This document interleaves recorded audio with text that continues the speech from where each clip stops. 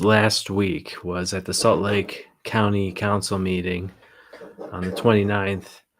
They actually made a big decision about basically the new Salt Palace. So it's down here. Proposal for transferring 6.5 acres of county-owned land to develop a larger Smith Entertainment Group center. So let's take a listen to this section of the meeting, and we'll pause for comments. Public hearings and issuance of public notices. 9.1, we will set a public hearing for 1:30 p.m. on May 20th, 2025 to receive public comment on the transfer and conveyance of real property located at 8802 West. So May 20th will be the comment date. So we'll have to add that to the summary. 2600 South in Magna City. Presenter, do we have Kristen here? I don't know that we right now need the presentation. Okay, I'll just motion that we set the public. I'll second. Okay, motion and a second to set the public hearing. All in favor, please say aye. Aye. Any opposed? Okay, that passes. We'll move on to item 9.2. Yes, you bet. And I will let the mayor speak on behalf of this item before we open the public hearing. And we also have SEG Mike Mon here as well. So thank you. Great. And I know we have two items under this public hearing. Am I correct about that? I left my agenda behind. We have a hearing and one corresponding resolution. Yeah. Okay, great. Well, I will address both. Okay. Thank you so much. It's great to be before you today, and I appreciate Mike Mon from Smith Entertainment Group joining as well, given what we're about to discuss is entering into a land transfer with Smith Entertainment Group, and there are some other issues that relate to it, so we'll address those as well. So I think the order, if you're comfortable with it, is I'll give a quick overview. Darren is online, and he will be speaking for a minute, and then we'll turn it over to Mike, and then, of course, open it up at the appropriate time to public comment. So I just want to thank each of you. This has been a journey to get to today, and I want to be clear that today is not the end of this journey, but it is a critical moment for Salt Lake County as we look at realizing what we're all educated about and interested in, and that's the realization of a sports, entertainment, culture, and convention district. And today we will appreciate comments from the public regarding the transfer of land and the terms. And just to give you a quick overview, you are aware, I believe, that we are looking at approximately 6.5 acres of county-owned land. And that parcel is in between the Delta Center and the Abravanel block. It's that mid-block, we've called it, and is approximately 6.5 acres of county-owned land. The coordinates are between South Temple and First South and Second and Third West. So this parcel is the west side of our core downtown. And within this area, of course, are the Salt Palace Convention Center, iconic venues, Delta Center, Japantown, Abravanel Hall, Umoka, City Creek Center, Kitty Corner. One block over, of course, is the temple, the Salt Lake Temple, which is under renovations right now. And this is indeed, this area, a crucial urban core. And this particular parcel and the steps that we're about to take are really more than just about land. This step is a crucial step in defining our future of downtown's core and our economic future. So today, as I mentioned, we're considering selling land to a Utah-based company, SEG, committed to partnering with us for the revitalization and reimaginement of this area. And following a comprehensive review process and the preparation of a detailed report, we believe this sale is not only in terms or not only fair rather, in terms of fair market value, but represents a transformative opportunity for the community. So the benefits of the sale are substantial. It unlocks a once-in-a-generational opportunity to reimagine this direct section of downtown. It will enable a district that will serve as a dynamic destination where locals and visitors alike can gather, explore, and enjoy the unique offerings of our capital city. Additionally, the project anticipates significant annual economic activity thanks to projected increases in events that have already begun at the Delta Center and our Salt Palace. The sale also transitions the property from tax exempt to taxable status, and that's will result in additional sales tax revenues and a boost to local businesses and jobs. And importantly, this development will better connect our downtown culture and convention spaces, and as I mentioned earlier, activate that section of downtown. And we know right now when people go to enjoy a symphony, that perhaps they don't know how to navigate around the Salt Palace to get over to the Delta Center and vice versa. When you look at the millions of people that we expect to enjoy our downtown in the years to come due to the revitalization of the temple, we want people to be able to pass on through and head over to Gateway on that western side of town. The connectivity and activation of the assets is really much of the reason that I have been excited about this project. The redevelopment is going to better connect those cultural and convention assets and will prepare us for the upcoming 2034 Olympic Games.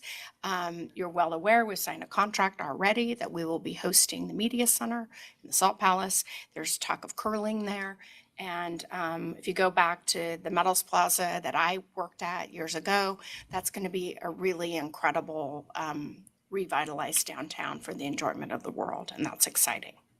So a critical point in next steps is that the future development of the Salt Palace will enable Salt Lake County to add a second ballroom. That's going to mean more simultaneous events, like 2 conventions at once. Often conventions come in and they each want a ballroom and we only have one. So that one change alone is game changing in terms of our revenues. I also want to mention that we need to stay in the game to remain a premier destination, our convention facility. As Dan Hayes and Caitlin are out talking to groups throughout the nation, there's a lot of competition going on right now. Austin has a major new renovation. There are others. We have to continue to invest in our Salt Palace or we will lose revenues and be left behind. Renovations to the convention center are going to increase flexibility and capacity and will allow us to put on events at a much larger scale. And I'm going to take a second to just point out a practical matter. The convention center will not close. It will remain open as we look at the construction in future years. And there'll be a strategic phased approach to ensure that convention businesses will continue during construction. Now, we do have very large events that buy out the entire facility. We are immediately reaching out to them. We're already in conversations with them. We're going to be really creative in figuring out how we handle the impacts. And our team is already well on that.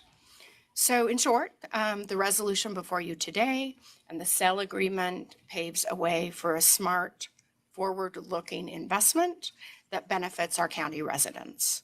And I look forward to hearing from the public and working with Salt Lake, with this council, SEG, and other partners in the future. I'm going to take just a couple of minutes on next steps and some questions that have been raised. And I want to first thank our partners and recognize that there is a lot to this question today, and there is a lot to what is going on, and really take a second to acknowledge our partners, many of whom are attending today. First of all, assuming that the council is supportive of moving forward today, we will issue an RFP to engage an architect We're going to do that this week, begin that selection process. This is a pretty substantial investment for the county, so the actual process to engage an appropriate architectural firm will take quite some time. During that process, we will, of course, be engaging with the community more directly. We have been in touch with the Utah Symphony and Opera leadership, with the UMOCA leadership, with our partners in Japantown, with partners at the LDS Church, City Creek and beyond, and we will continue those conversations. And upon the selection of the architectural firm in the future, there will be a very advanced series of public engagements. So I don't want everyone to feel that our work is done. It is only beginning today with your decision should we decide to move forward. We anticipate more public hearings so that there's an opportunity for the public to directly come and weigh in once we have a design charrette at a later date from the architectural firm. And in the meantime, that direct engagement with stakeholders will continue, SEG being one of the primary stakeholders.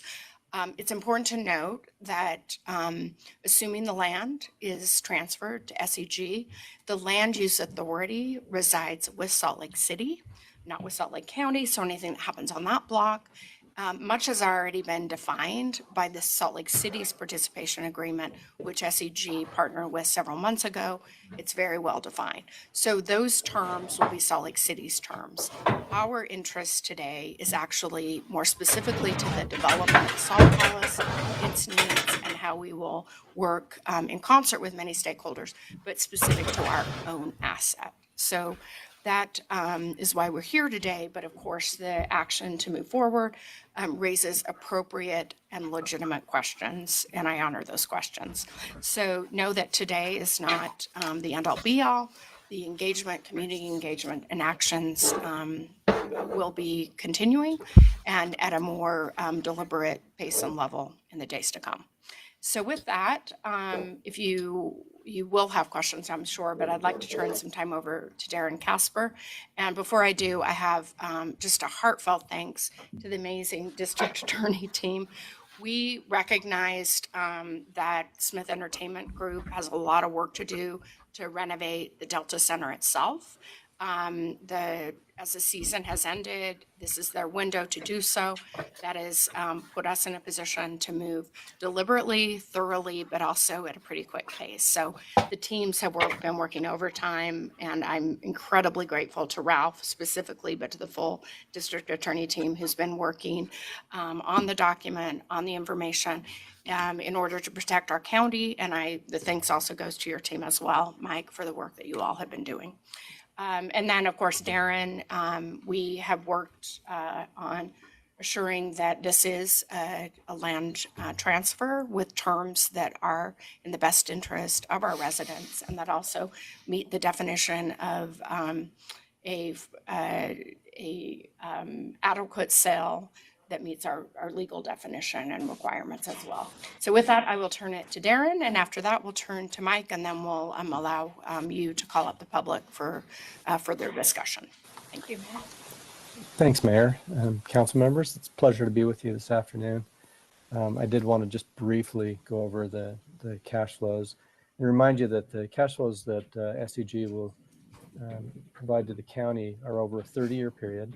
And although they total out to just under $140 million, the present value of those cash flows is $55 million, $55.4 million, which is fair market value and which is an appraised value of the property. And so it's my opinion, this is a fair transaction.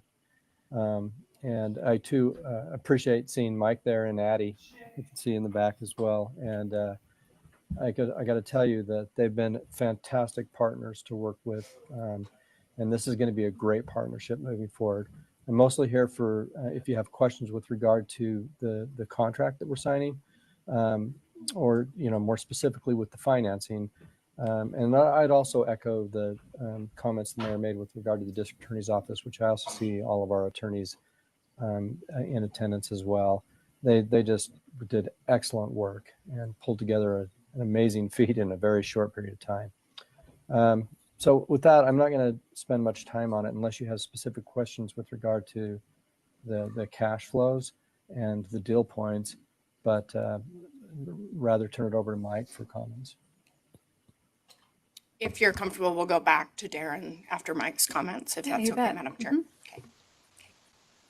Very well. First of all, thank you all so much for having us here today. As has been stated by the mayor and Darren, this has been a wonderful experience for us to work with all of you at the county.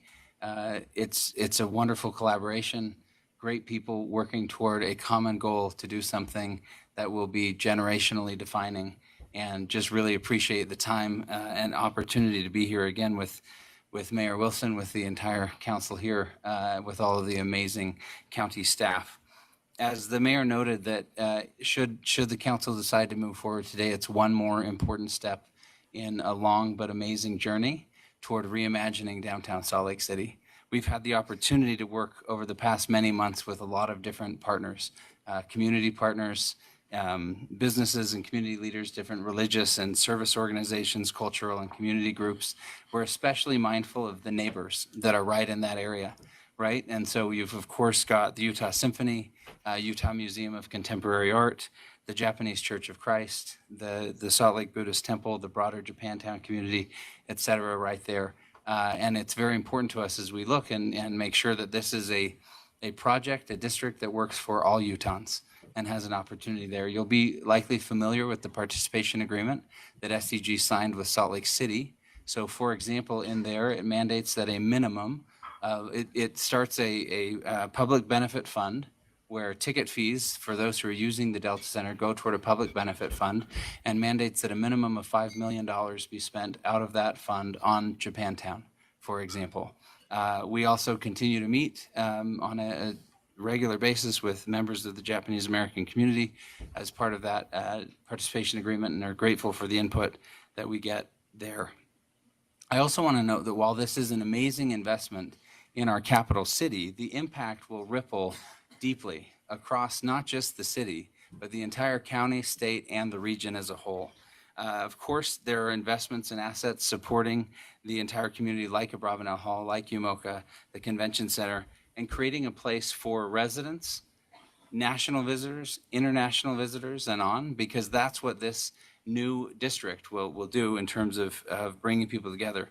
Now, SCG is delighted to be a community partner in so many ways across the county, and we are committed, as you know, to building a lot of different community ice sheets. We announced that recently, that we're committed to making sure that we can make the game of hockey accessible, for example.